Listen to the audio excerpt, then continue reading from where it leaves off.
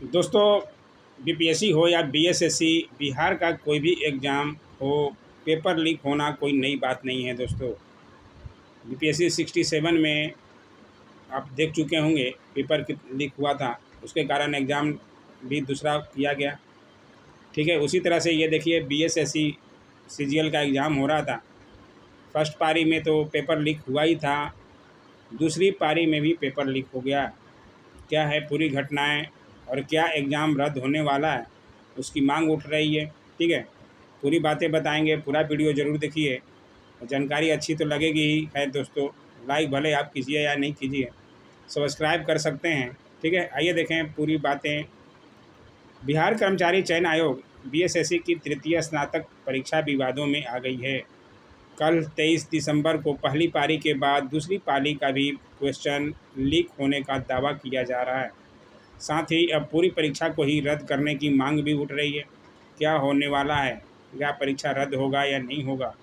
मामले को लेकर लगातार आंदोलन कर रहे छात्र नेता दिलीप कुमार, ये दिलीप कुमार इतने ईमानदार हैं तभी ये जो है पेपर लीक का मामला आ रहा है। अगर ये भी पैसे खाकर चुप होने लगें तो ये छात्रों को पता भी नहीं चले कि पेपर लीक हुआ है कि नहीं हुआ है। इनकी ईमानदारी के चक्कर में ही हमको पता चल जा रहा है, सभी छात्रों को, चाहे बिहार के निवासी चाहे पूरे इंडिया में, पता चल जा रहा है कि बिहार में जिस तरह 67 का बीपीएससी 67 का पेपर लीक हुआ और अभी बीएसएससी सीजीएल का पेपर लीक हुआ, ये मेन जो है दिलीप कुमार जो छात्र नेता हैं उनके द्वारा ही हो रहा है। क्योंकि ये इतने ईमानदार हैं इसलिए हो पा रहा है। अगर यही पैसे खाने लगें फिर ये भी नहीं कर पाएंगे, है ना। इनकी ईमानदारी की तारीफ़ करनी चाहिए हमें। दिलीप कुमार ने कहा है कि कल दूसरी पाली का प्रश्न पत्र भी दोपहर 3 बजे के करीब वायरल हो गया था। प्रथम पाली के बारे में मैंने आर्थिक अपराध इकाई को सूचना दे दी है। दूसरी पाली के बारे में भी रात में सूचना भेज दी गई है। अब तीनों पालियों की परीक्षा रद्द करनी चाहिए। तीसरी पाली की परीक्षा आज 24 दिसंबर को ली गई है। ठीक है, आगे क्या है पूरी जानकारी देते हैं, पूरी बातें बताएंगे। बीएसएससी की 23 दिसंबर को ही परीक्षा की पहली पारी के समय प्रश्न पत्र लीक मामले में आर्थिक अपराध इकाई ने जांच पड़ताल शुरू कर दी है। जांच शुरू है लेकिन अब तक परीक्षा रद्द नहीं की गई है। बीएसएससी अपने बचाव वाला तर्क दे रहा। बीएसएससी के सचिव ने कहा है कि परीक्षा समाप्त होने तक इन प्रश्नों का उत्तर का आदान प्रदान किसी स्तर पर परीक्षा की अवधि के दौरान सामने नहीं आया। उनका भी कहना सही है। दूसरी तरफ प्रतियोगिता परीक्षा की तैयारी कराने वाले एक्सपर्ट को यहाँ महागठबंधन में शामिल और सरकार को समर्थन कर रही पार्टी माले, सभी ने इस पर तीखी प्रतिक्रिया की है। ठीक है, जानकारी अच्छी लग रही हो दोस्तों, लाइक कर सकते हैं और सब्सक्राइब अभी भी नहीं किए हैं हमारे चैनलों को, कर लीजिए। ठीक है ना।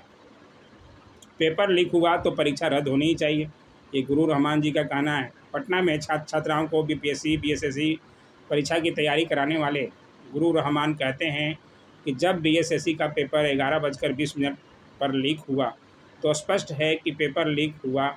इसमें अधिकारी ये बात नहीं कहें कि आंसर का आदान प्रदान नहीं हुआ है।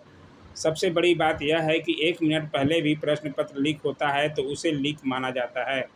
निश्चित रूप से यह माफियाओं की बहुत बड़ी साजिश है। इसलिए आयोग के अध्यक्ष और सचिव का दायित्व बनता है कि जल्द से जल्द इस परीक्षा को रद्द करें।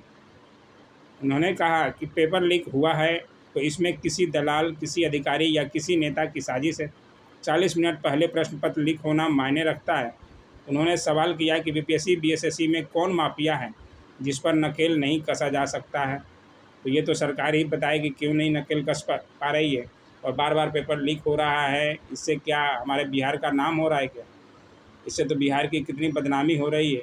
हर जगह वैसे भी बिहार के लोगों को उतनी इज्जत नहीं मिलती है, लेकिन अब तो पेपर लीक होने लगा, ये होने लगा, इससे और बिहार का नाम बदनामी हो रहा है। तो इस पर बिहार सरकार को ध्यान देना चाहिए। क्या होना चाहिए फैसला, जो भी होगा फैसला दोस्तों हम लेकर आएंगे। ठीक है, उम्मीद है आपको ये वीडियो समझ में आ गया होगा।